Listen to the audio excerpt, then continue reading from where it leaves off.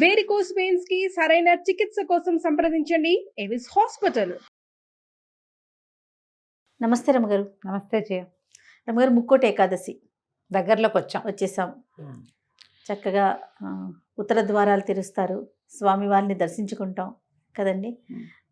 తిరుమల తిరుపతి అయితే కిక్కిరిసిపోతుందంట రమగారు. అవును. 10వ తారీఖు దగ్గర నుంచి 19వ తారీఖు వరకు అసలు హోటల్స్ దొరకకపోవటం చాలా ఇబ్బంది పడతాం. కానీ ఎలా అనిపిస్తుంది ఆ రోజు వెళ్ళాలి. ఆ టికెట్లు కూడా బుకింగ్ పెట్టారు కదా, లాస్ట్ మంత్ డిసెంబర్ లో పెట్టేశారు. అవును, బుక్ చేసుకున్న వాళ్ళు చేసుకున్నట్టే. నేను కూడా మంచి రెడీ అయ్యాను, కానీ వేరే ఆ ట్రిప్ ఐడియా తోటి మానేసా. ఓకే, అదే స్వామివారిని చూడాల్సిందే. ఎంత జరగన్నా ఉండనివ్వండి, ఏదన్నా జరగనివ్వండి, అదొక ఆశ ఉంటుంది కదా. అవును. ఇక్కడ మనకున్న దేవాలయాల్లో కూడా కొన్ని ఆలయాల్లో ఉత్తర ద్వారం తీస్తారు, శ్రీనగర్ కాలనీలో కూడా తీస్తారు. అవును, ఆ శ్రీనగర్ కాలనీలో ఉత్తర ద్వార దర్శనానికి గణపతి కాంప్లెక్స్ నుంచి ఉంటుంది లైన్. అవును. అంటే దేవాలయాల్లో అవకాశం ఉండటం కూడా ఉత్తర ద్వారానికి అవకాశం ఉండాలి. అటువైపు స్వామివారిని వేయించేపు చేయించి అక్కడి నుంచి దర్శనమిస్తారు. ఎవరెవరి అవకాశాన్ని బట్టి వాళ్ళు సమీపంలో దేవాలయాల్లో, మన అన్ని దేవాలయాల్లో ఒక రోజుకే ఉంటుంది. ఈ వేళ వేయించేపు చేస్తే రేపు తెల్లవారు మళ్ళీ మార్గళి సేవకి వెళ్ళిపోతాడు అయ్యవారు. తిరుపతిలో మాత్రం 10 రోజుల పాటు. ఎందుకంటాం గారు, భక్తుల కోసం అంటారా? మన సౌకర్యార్థమే. అటువైపు నుంచి దర్శనం అరేంజ్ చేస్తారు. మన అవకాశమే, అంతకంటే ఏముంది, మనమే కదా, మన కోసమే భగవంతుడు ఆయన ఎందుకు వచ్చాడు భూమి మీదకి, అంతే, మానవ మాత్రల కోసమే వచ్చాడు. కాబట్టి అక్కడ అవకాశం మరి ఇది వరకు ఉందో లేదో జ్ఞాపకం లేదు నాకు. ఇటీవల కాలంలో అలా మేము 1 సంవత్సరం భద్రాచలం వెళ్ళాం ముక్కోటికి. ఎన్నేళ్ల క్రితమో మా పెద్దబాబు ఉన్నారు, 1991లో 90లోనో ఏమో, ఏనాడో. తర్వాత ఎప్పుడు నేను ఏ క్షేత్రానికి వెళ్ళే సాహసం చేయలే, కొంచెం తక్కువే. ముక్కోటి ఏకాదశి మామూలుగా మనకి ఏకాదశులు అన్నీ విశేషమైనవి. అవును, ప్రతి ఏకాదశికి దానికి ఒక ప్రత్యేకమైన పేరుంది, ప్రత్యేకమైన విశేషము. నెలలో ఆ రోజున తప్పకుండా ఉపవాసం చేయటము, తర్వాత ఏదన్నా దానం చేసుకోవటము, జాగరణ చేయటము, ద్వాదశి నాడు పారణ చేయటము విధానంగా చేసుకుంటాం. ఏకాదశి రోజు దానం కూడా ఉంటుందా రమ్మగారు? చేసుకోవచ్చు అమ్మా, మంచిది. మంచిది దానం చేసుకుంటే, అవకాశాన్ని బట్టి. అంతే. లేదా ఏకాదశి నాడు ఉపవాసం ఉంటే ద్వాదశి నాడు పొద్దున్నే భోజనం చేసి అప్పుడే ఏ బ్రాహ్మణుడికో లేదా సాటి వాళ్ళు ఎవరికైనా బట్టలు తాంబూలము దక్షిణ ఇస్తే మంచిది, విశేషమైన క్రియ. ఈ ప్రత్యేకంగా మన తొలేకాదశి ఎంత విశేషంగా చేస్తామో, అక్కడి నుంచి ఉత్థాన ఏకాదశి ఎంత విశేషంగా చెప్పుకుంటామో, వాటికంటే ఇంకా అమోఘమైనది ముక్కోటి ఏకాదశి. వాటికంటే కూడా ఈ ముక్కోటి ఏకాదశి నాడు ముక్కోటి దేవతలు వాళ్ళ ముక్కోటి దేవతల్ని దర్శించిన ఫలితం లభిస్తుందని, ముక్కోటి దేవతలు స్వామివారిని దర్శించడానికి వస్తారని, వాళ్ళ దేవతలకి కూడా ఈ సమయంలో దర్శిస్తే అమోఘమైన ఫలితం కలుగుతుందని, మానవులు మనకెంత అమోఘమైనది లభిస్తుంది. దేవతలే అలా అనుకుంటే భావిస్తే మనము అదే మనది ఇంకా కదా. అంతే. అయితే వైకుంఠ ద్వారాలు తెరవబడతాయని చెప్తారు. మామూలుగా వైకుంఠమట మనకి పురాణాల్లో ఎక్కడుందో తెలీదు. రాక్షసులు హరి కోసం వెతికారనే కథలు చదువుతాం మనం. హిరణ్యాక్ష హిరణ్యకశిపులు కానీ చాలా మంది హరి ఎక్కడున్నాడో తెలీదు. వాళ్ళు దేవతల్ని పట్టుకుంటారు, బ్రహ్మలోకానికి వెళ్ళిపోతారు, బ్రహ్మదేవుడి కోసం తపస్సు చేసి ఆయన్ని చూడగలుగుతారు. పరమేశ్వరుడి కోసం కైలాసానికి వెళ్తారు, కైలాసం ఫలానా చోట ఉందని ఫిక్స్ తెలుసు అందరికి. ఈ వైకుంఠం ఎక్కడుందో తెలియదు, ఆయన ఎవరికి కనపడ్డు. కడలే కనపడుతుంది, దాని మీద ఉన్నవాడు కనపడ్డు. ఆయనతో ఒప్పుకుంటేనే ఆయన చూడగలుగుతారు. వీళ్ళు బ్రహ్మాది దేవతలు నన్ను చూడాలనుకుంటున్నారని ఆయన సంకల్పించి వీళ్ళకి కనపడాలి అని భావిస్తేనే చూస్తారు, లేకపోతే లేదు. అందుకేనేమో కదా రమ్మగారు, మనం తిరుమల దర్శనానికి కూడా మనం అనుకుంటే వెళ్ళమట, ఆయన రమ్మంటే, ఆయన అనుమతిస్తేనే వెళ్ళగలుగుతాం మేము. అవును, అది చాలా ఖచ్చితమైన రూల్. ఆయన వైకుంఠానికి కూడా అంతే పద్ధతి. బాగుంది. ఎవరి దారిని వాళ్ళు నడుచుకుంటూ వెళ్ళిపోవడానికి, కైలాసానికి ఋషులు మునులు రాక్షసులు దైత్యులు దానవులు సమస్తమైన వాళ్ళు వెళ్ళిపోతారు. ఆయన ఒప్పుకుంటాడు ఎవరినైనా సరే. భోలా శంకరుడు ఈయన ఒప్పుకోడు అట్లా. ఈయన ఒప్పించాలంటే ముందు ఆయన్ని మెప్పించాలి, మనం ప్రసన్నం చేసుకోవాలి. అట్లా అప్పుడు ఈ ప్రత్యేకమైన దినం రోజున, అంటే ముక్కోట ఏకాదశి నాడు వైకుంఠ ద్వారాలు వాటంతట అవి తెరుచుకుంటాయి. ద్వారాలు తెరిచి స్వామి అక్కడ దర్శనమిస్తాడు అందరికీ.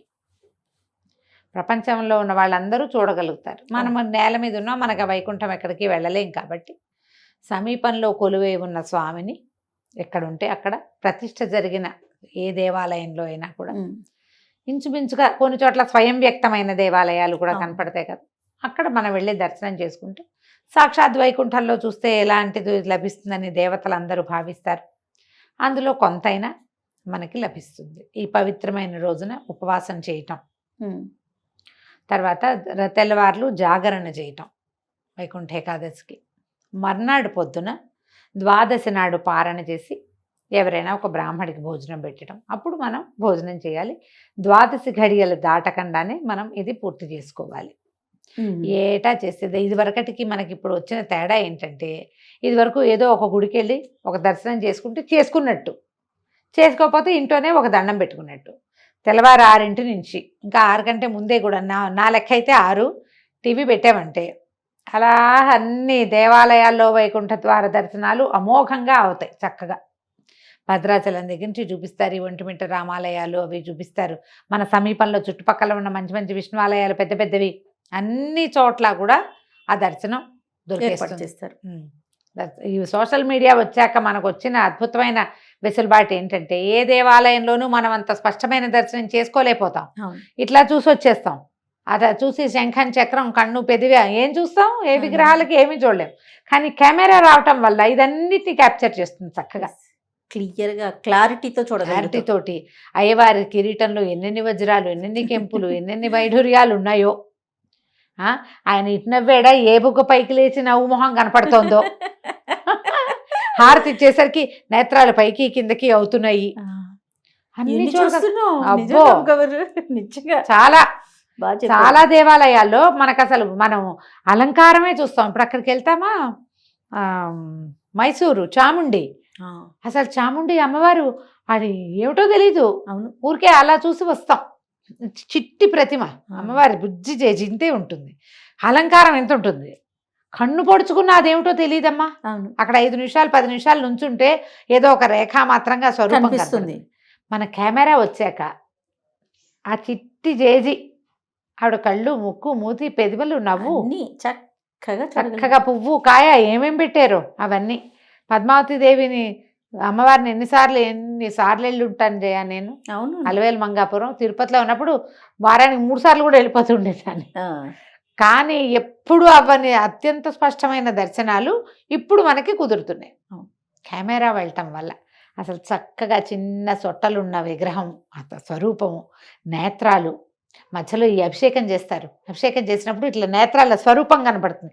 మామూలుగా అంత స్పష్టమైన ముఖ కవళికలుగా మనకు తోచవు, కానీ ఈ పసుపు నీరు గంధం నీరు పడేసరికి స్పష్టత రేఖలు కనపడుతూ ఉంటాయి క్లియర్గా. ఎంత లక్షణంగా దర్శనం అవుతుందో. ఎందుకు ఎక్కడికైనా పరిగెత్తడం, హాయిగా టీవీ పెట్టి కూర్చుని చకచక పనిచేసేసుకుని. నేనైతే 100% టీవీ దగ్గరే ఉంటా జయ. కళ్యాణాల వేళలప్పుడు అన్ని కళ్యాణాలు నేను టీవీలోనే చూస్తా. ఇంక అక్కడికి పరిగెత్తుకెళ్దాం అయితే ఉండదు, పరిగెత్తుకెళ్దామని. కానీ ఎప్పుడైనా సరే క్షేత్రంలో దర్శనం, సన్నిధిలో ఉండటం అనేది మహాద్భుతం. జీవితంలో 1-2 సార్లు చేస్తే చాలా ప్రతిసారి పరిగెత్తక్కర్లా. ఓసారి వెళ్ళి ఒక్కసారైనా మనం సన్నిధిలో ఆ అనుభవాన్ని, ఆ అనుభూతిని మనం స్వయంగా ఆ మంత్రం చెవిన పడ్డాం, ఆ క్రియ మనమే నేకడైతే కంటితోటి, వాడెవరో కెమెరాతో తీసింది మనం చూడటం కాకుండా చూడాలి. మన ప్రెజెన్స్, మన ఆత్మ అక్కడ ఏమవుతుంది, అది మన ఆరా పుల్ అవుతుంది మంది, మన ఆత్మ పరమాత్మకి దగ్గర అవుతుంది. అవును, ఇది మంచిదే. కానీ మనకున్న అవకాశాన్ని వాడుకోండి. ముక్కోట ఏకాదశి అత్యద్భుతమైన ఏకాదశి. ఒకవేళ ఇన్ని ఏకాదశుల్లో ఈ నెలకు వచ్చేటువంటి 2, 2, 12, 2, 24 ఏకాదశుల్లో మీరు ఏ ఏకాదశి నాడు ఉపవాసం ఉండకపోయినా, మీకు కుదరకపోయినా, ముక్కోటి ఏకాదశి నాడు ఉపవసించండి. కనీసం అన్నం మానేయండి. ఇంకేదైనా భిన్నం తినండి. మాత్రలు వేసుకుంటారు, మందులు వేసుకుంటారు, పని చేసుకుంటారు, అలసిపోతారు, కాబట్టి ఆకలికి ఉండలేరు. చిన్నపిల్లలు ఉన్నారు, మీకు పెద్ద వయసు ఉంది, ఏ కారణమై ఉన్నా కూడా ఏదైనా ఒక భిన్నమైంది తినండి. ముక్కోటి ఏకాదశి నాడు సాధ్యమైనంత తక్కువ మాట్లాడండి. వీలైనన్ని సార్లు హరినామస్మరణ చేసుకోండి. ఏదో టీవీలో అది మోగుతుంటే కనీసం ఓసారైనా కన్ను దాని మీదకి వెళ్తుంది. ఏదో గోవింద నామాలు కానీ ఏమైనా అట్టి పెట్టుకోండి, అవి వింటూ ఉంటాం. భగవన్నామస్మరణ చేయటము అత్యద్భుతమైన ఫలితాన్ని ఇస్తుంది. నువ్వు చూసినా చూడకపోయినా, గుళ్ళోకి వెళ్ళినా వెళ్ళకపోయినా, ఉపవాసం చేసినా చెయ్యకపోయినా నామస్మరణే భగవన్నామస్మరణే అత్యద్భుతమైన ఫలితాన్ని ఇస్తుంది ఈ కలికాలం. ఈ కాలంలో. వీలైనంత నామస్మరణ చేసుకోండి. అవకాశం లభిస్తే ఏదైనా ఒక దేవాలయానికి వెళ్ళి దర్శనం చేసుకుని రండి. ఏకాదశి ఎలా వచ్చింది ఎట్లా అనేది మనం ప్రతిసారి చెప్తూనే ఉన్నాం. అందుకని ముక్కోటి ఏకాదశి ప్రాశస్త్యము ఇంకా అలా కాకుండా కనీసం ఇట్లా చేయండి. పర్వదినాలలో సాధ్యమైనంత తక్కువ మాట్లాడి ఎక్కువ భగవన్నామస్మరణ చేసే అవకాశాన్ని తీసుకోండి. ఈ 10వ తారీఖు మొత్తం ఉపవాసం ఉంటే 11వ తారీఖు ఉదయం 12 గడియలు దాటకుండా భోజనం చేయండి. ఎవరైనా కుదిరితే కనుక ఎవరికైనా భోజనం పెట్టండి.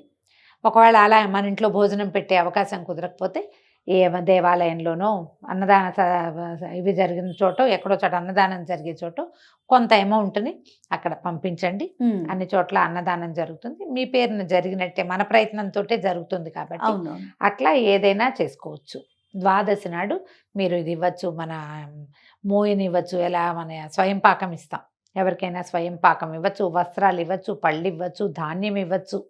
పైగా ఇది మనకి ఈ కాలం కాబట్టి, ధనుర్మాస కాలం కాబట్టి ఈ కాలంలో మీరు విశేషంగా ఏది ఇచ్చినా ఫలితం లభిస్తుంది. తర్వాత సాధారణంగా అందరికీ ఏమని ఉంటుందంటే ఒక ప్రశ్న ఉంటుంది. దేవాలయానికి వెళ్ళాం, అక్కడ ప్రసాదం పెడతారు, తీసుకోవచ్చా తీసుకోకూడదా? ఉపవాసం కదా, ప్రసాదం ఏముంటుంది సాధారణంగా? వెండి పొంగలి, చక్కెర పొంగలి, పులిహోర, దద్దోజనం ఉంటాయి.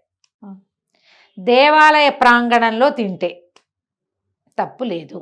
అది అన్న రూపంలో అన్నంతో చేసిన ఏ ప్రసాదం అయినా కూడా తప్పులేదు. దేవాలయంలో అక్కడ మీరు వెళ్ళిన గుళ్ళో ఏది ప్రసాదం అని చేతిలో పెడతారో కళ్ళకద్దుకుని నోట్లో వేసుకోండి. సాన్నిధ్యంలో ఉన్నప్పుడు తప్పు లేదు. అది ప్రసాదమే, అది అన్నంగా భావించద్దు.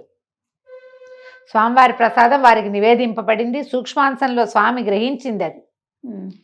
అది పవిత్రమైపోయినట్టే. దానికి బియ్యపు భావన అవి ఏముండవు. ఇంకా ఆలోచించకుండా ప్రసాదం తీసుకోండి. మీరు ఇంటికి తెచ్చి కవర్లో ఇది తింటే మాత్రం తప్పు. అది చెయ్యొద్దు. సన్నిధిలో తీసుకోవచ్చు. చేతులు మారితే దాని రూపం మారిపోతుంది. లోపల అయితే మాత్రం తప్పకుండా తీసుకోవచ్చు. ప్రసాదంగా తీసుకోండి. ఫలహారం చేయొచ్చు. చక్కగా ఈ ముక్కోటి ఏకాదశిని సుసంపన్నం చేసుకోండి. ఏడాదికి ఒక్కసారే వస్తుంది. తప్పకుండా రమ్మగారు, ఎక్కడ కుదిరితే అక్కడ దేవాలయ దర్శనం చేసుకోండి. అయితే రమ్మగారు, అన్నం మాత్రం తీసుకోవద్దు, ఇంకా తప్పకపోతే భిన్నంగా ఏదైనా తినండి అని చెప్తా ఉన్నారు. దీనికి ఏమైనా ప్రత్యేకమైన కారణం ఉందా? మురాసురుడిని సంహరించడానికే ఏకాదశి శక్తి బయటకు వచ్చింది స్వామివారిలోంచి. ఆ మురాసురుడు బియ్యంలో దాక్కున్నాడని చెప్తారు. అందుకని ఏకాదశి నాడు ఈ బియ్యం తినకూడదు అని. అందుకే ఈ కథ అంటే మనకి పురాణోక్తమైన కథ అయితే ఇదే. అందుకు తినకూడదు. నేను అనుకుంటా జయ, ఊరికే లోపాయికారిగా చెప్పడం అన్నమాట. ఇది నెలలో 15 రోజుల్లో ఒక భాగం, రెండో 15 రోజులు రెండో భాగం కదా, అంతే. కనీసం 2 సార్లైనా నువ్వు తినేది మానేయాలేమో ఆరోగ్యానికి. ఆరోగ్యరీత్యా అన్నం మానేయాలి, నిరాహారంగా ఉండాలి. నిర్జల ఏకాదశి కూడా ఒకటి ఉంది, అసలు నీరు కూడా తీసుకోకూడదు. సాధ్యమైనంత లిక్విడ్ డైట్ మీద ఉంటే హెల్త్కి మంచిది. అవును. మానవులు ఆరోగ్యంగా ఉండడానికి ఇది ఒక విధానం. ఒకటి ఏకాదశి, రెండోది పౌర్ణమి, అమావాస్యల్లో కూడా ఇదివరకు భోంచేసేవాళ్ళు కాదు. నెలలో 4 ఉపవాసాలు ఉండేవాళ్ళు. నెలకి 4 ఉపవాసాలు ఉండటం మంచిది ఆరోగ్యానికి. అంతే కదా. అంతే. ఈ మురాసురుడు బియ్యంలో దాక్కోవటం వల్ల ఈ బియ్యం తినద్దని చెప్తారు. అదే విధానం. రైట్. నమస్తే రమ్మగారు. నమస్తే జయ.